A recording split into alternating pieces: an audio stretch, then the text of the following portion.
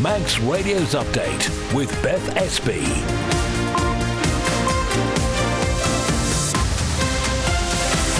Well, first of all, good evening. It's time for your news roundup this Wednesday. Everything you need to know news-wise before 5:30. Coming up then, as police in Scotland confirm a body has been found in the search for a Manx resident. What do we know so far?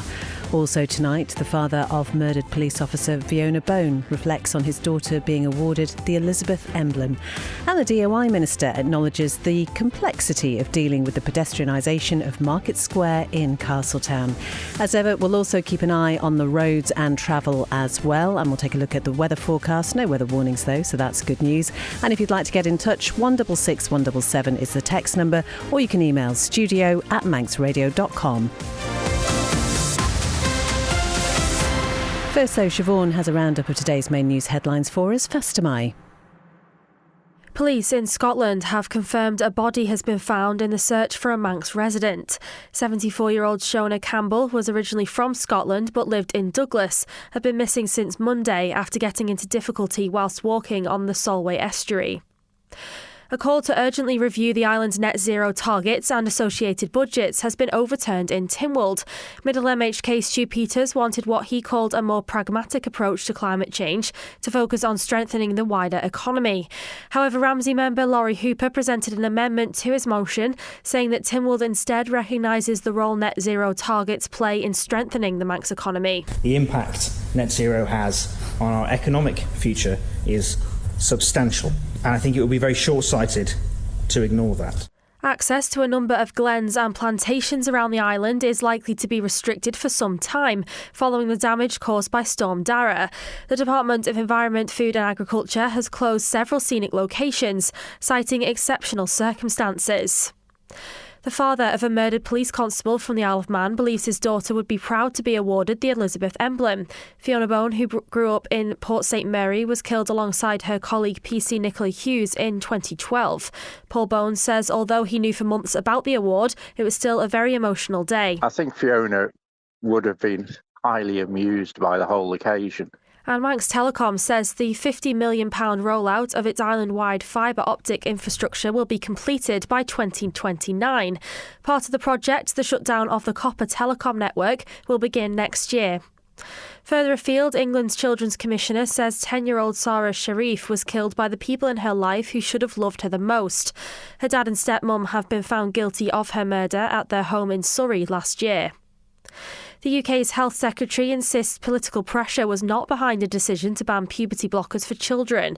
They're being blocked for those with gender dysphoria in the UK due to evidence of safety risks. And a spy agency is hoping to find future codebreakers after releasing a series of puzzles in a Christmas card. GCHQ's brain teasers are aimed at 11 to 18-year-olds. They're your headlines. I'll be back with your news at 6. Thank you very much indeed, Siobhan. Now the weather brought to you by Manx Glass and Glazing. As I mentioned, no weather warnings, which is good news. And this evening it'll be dry but mostly cloudy. Light winds, minimum temperatures around 3 or 4. Much of tomorrow is also going to be dry again but cloudy. During the evening, though, that cloud may be thick enough for some patchy drizzle. Maximum temperatures will be around 7 or 8 with very light winds. And similar on Friday, cloudy, dull, outbreaks of drizzle at times and light winds again. Maximum temperatures around 9.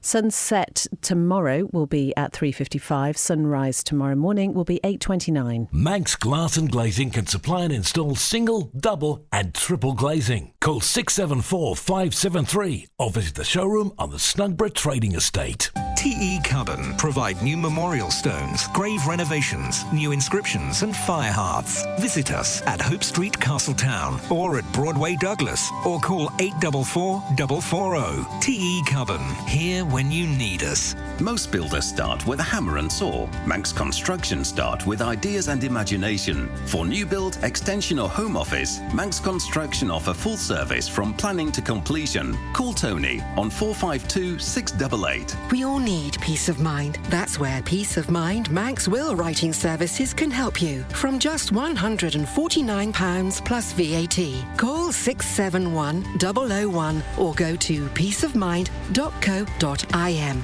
At Bond Fabrics, we're not just a fabric shop. As well as curtains and upholstery and dress and costume fabrics, we've knitting and crocheting wools, made-to-measure curtain and blind service, plus poles and tracks. Visit Strand Street, Douglas, call 611856 or see bondfabrics.im. This is Update on Manx Radio FM. It's just gone 5:05.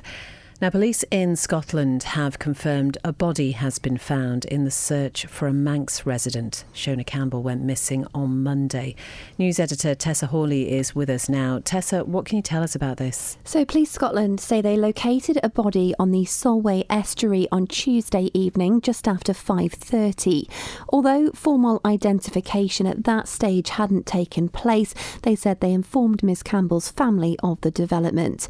The 74-year-old, who was originally from Scotland but who lived in Douglas, had been missing since the start of this week after getting into difficulty whilst walking in the area. And I understand reports suggest that she had actually called the emergency services herself. What can you tell us about that? That's right. So it's understood that Miss Campbell had phoned to say she was stuck in the mud.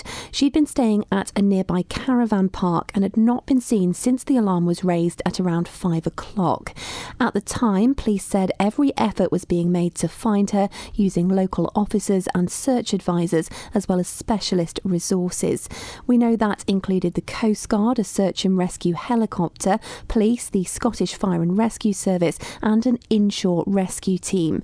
Now, the Solway estuary has a number of mudflats considered to be dangerous and some of the fastest tidal movements in Europe. And do we know what's going to happen next? So officers say that the death is being treated as unexplained but not suspicious.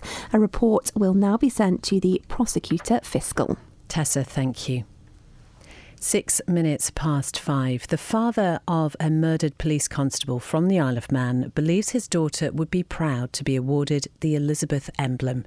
Fiona Bone, who grew up in Port St Mary, was killed in a gun and grenade ambush alongside her colleague PC Nicola Hughes while working for Greater Manchester Police in 2012. Mr Bone joined the families of 37 other officers at Buckingham Palace yesterday to receive the award on Fiona's behalf. The award itself came into being when Bryn Hughes, who is Nicola's father, and I were just sitting chatting at the trial. We sort of said, and I said, in the military, if you die in service, you get a recognition, the Elizabethan Cross, I think. And for the civil servants, you get nothing. So it worked on there. And Bryn has done most of the heavy lifting, if not all of it. What was that moment like for you receiving it?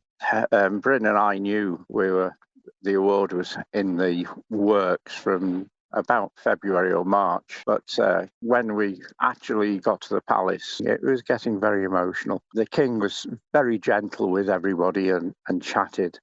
And when he spoke to us, he said we'd done a fine job ensuring that this award came to fruition. And he asked my grandson if he wanted to be a policeman, because I took my grandson to meet the king, because not many people get to meet the king. And he said, I'll think about it. Did you feel as though Fiona was there in that moment with you as well? I think Fiona would have been highly amused by the whole occasion. I know she got a coronation medal and she was really proud of that. And this would have really been the icing on the cake for her. It would have been marvellous. And she would have been very proud. I think you've got at least one recipient or one person who could be a recipient who lives on the Isle of Man, because I think he died during the COVID epidemic as a prison officer or maybe a policeman, I can't quite remember which. And I really highly recommend that he tries to apply, or his family try to apply, because if nothing else, it does mean that the state recognise their loss, and everyone should know that the state recognise their loss. Paul Bone talking about the Elizabeth Emblem, which was awarded to his daughter Fiona yesterday at Buckingham Palace. Another magnificent family who've dealt with such trauma in such a dignified way. Coming up to 5:10 now, a call to urgently review the Isle of Man's net zero targets and associated budgets has been overturned in Tynwald. The Middle MHK Stu Peters wanted what he called a more pragmatic approach to climate change to focus on strengthening the wider economy. I don't really want to get into is climate change real. It's a case of are we doing the right things? Don't think for a second that the general public all agree with net zero, because certainly based on the number of emails, phone calls that I've had over the last week or so, they really don't. To everyone who thinks that this is an existential threat, there's nothing that we could ever do here that will affect it. We can put in mitigations, but we can't affect global warming. Eristane is not going to be free electricity. I'm convinced that electricity will be more expensive from it and not cheaper. The road to hell is paved with good intentions. I don't doubt for a second the good intentions of members on both sides of this. Well, member for Garth Daphne Kane was one of those who disagreed with Mr Peters' suggestion. We have a code red for humanity, and we absolutely owe it to future generations to do everything in our power as a responsible government and Parliament to ensure a sustainable future for our island, for all the community and future generations. Well, the Ramsey MHK Laurie Hooper presented an amendment suggesting that Tynwald instead recognise the role net zero targets play in strengthening the Manx economy for the benefit of all residents. And the motion with that amendment passed with 23 votes for and 6 against. You can find out more at manxradio.com. 11 minutes past 5, and the Council of Ministers has never considered Tesco's takeover of ShopRite to present a threat to the island's food security. Now, this is according to the Chief Minister. It's after concerns were raised when the shelves were empty after Storm Dara, when ferries weren't able to operate. Alf Cannon told Phil Gaughan that COVID proved the island can look after itself in an emergency. The government has worked hard with suppliers to bring them up to the required standard. There has been discussions and negotiations with Tesco about their cooperation with local food suppliers and how they are going to manage those relationships, and government has also helped finance where appropriate to local food suppliers to reach the appropriate standards.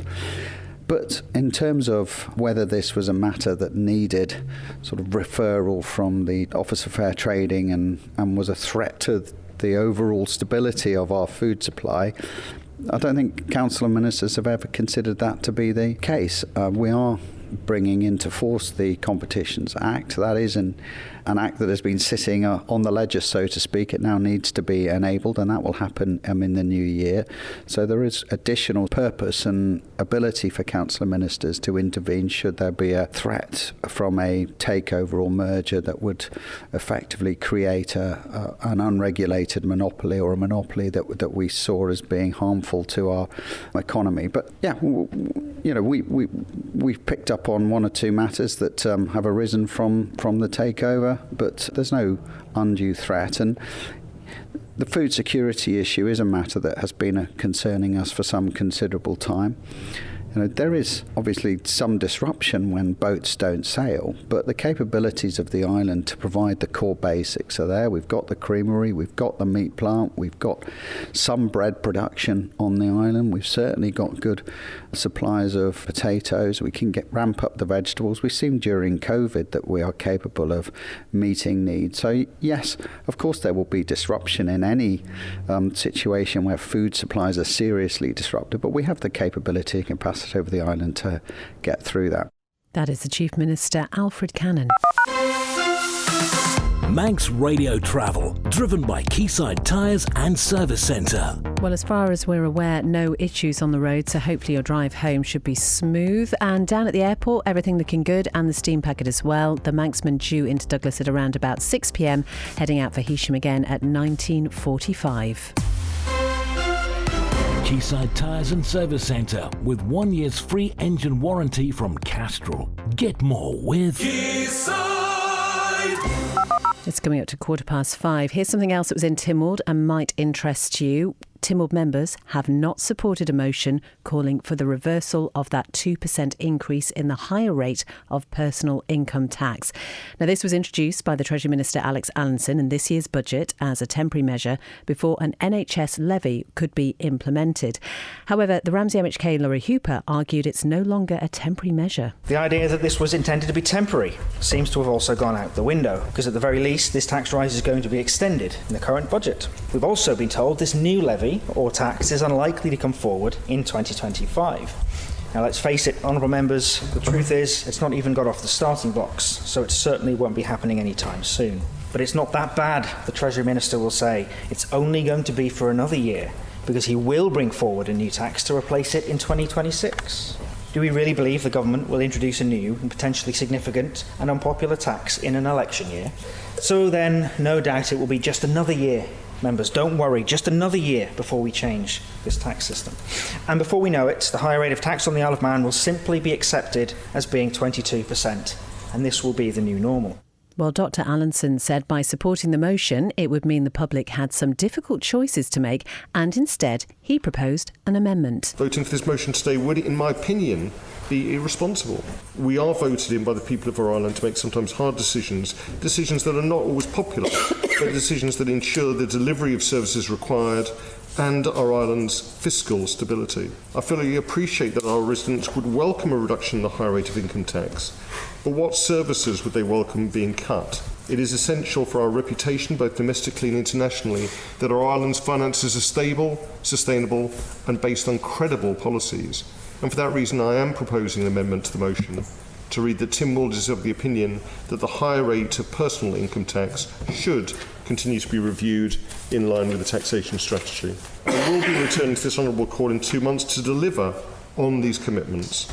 Well, Dr Allinson's amendment carried with 15 votes to 12. That motion was carried then as amended. And just to keep you up to date with Tynwald, it's going on AM 1368 at the moment. Item 3 on the supplementary order paper is where they're up to. That's the Manx Utilities Authority pricing review. So that is underway currently. 5:16. The new infrastructure minister says the pedestrianisation of Market Square in Castletown is more finely balanced than she first realised. Dr Michelle Haywood says she's giving the commissioners there time to plan what they would like to do with the square by leaving it closed during the winter. When I first came into the department, I was aware that this was an issue that landed on my desk, and I'd had people messaging me after the public meeting had been held. From my perspective, what I'm concerned about is whether we followed due process, and I checked with the officers in my department that they had indeed gone through the correct process of evaluating the request from Castletown commissioners, and I asked them to double check the Castletown commissioners that that was still what they intended to do and that was still what they wanted to happen with the square. And so really I think this is one of respecting the local government for Castletown, who are obviously democratically elected to represent the people, and it's their request, and my department's role is to just check that they've gone through the right steps and to issue the order. So that's where I sit on it.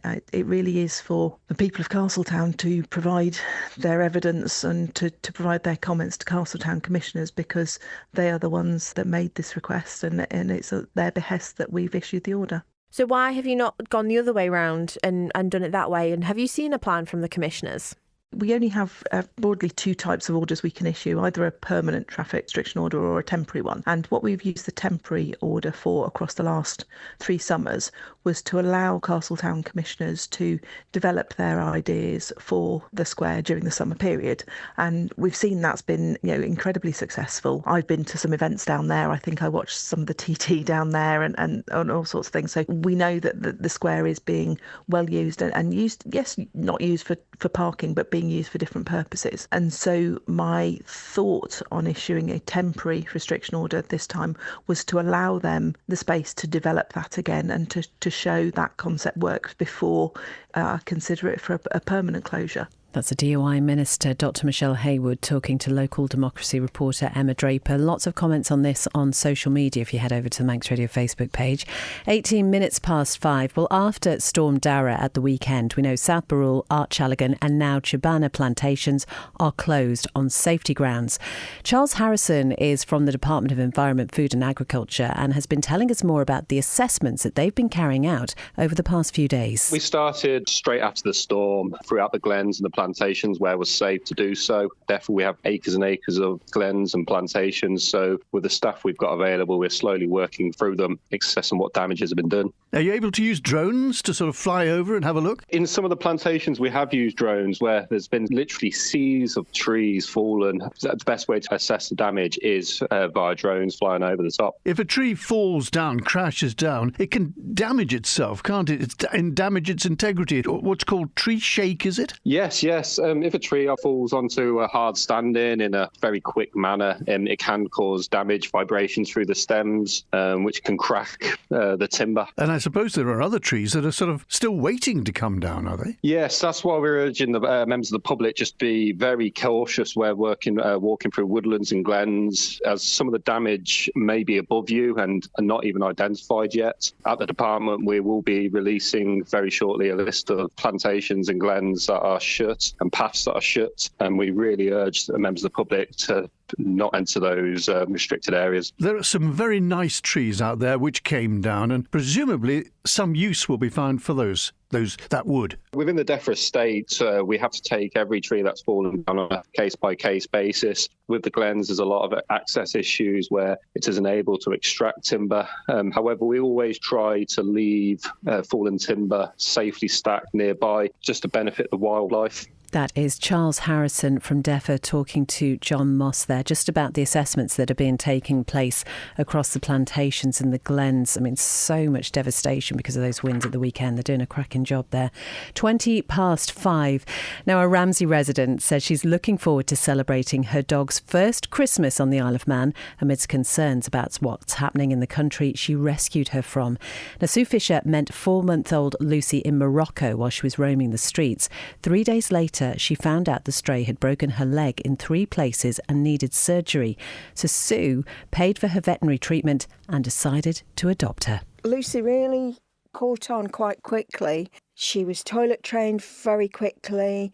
She couldn't walk on a lead at first, but she took to that really well.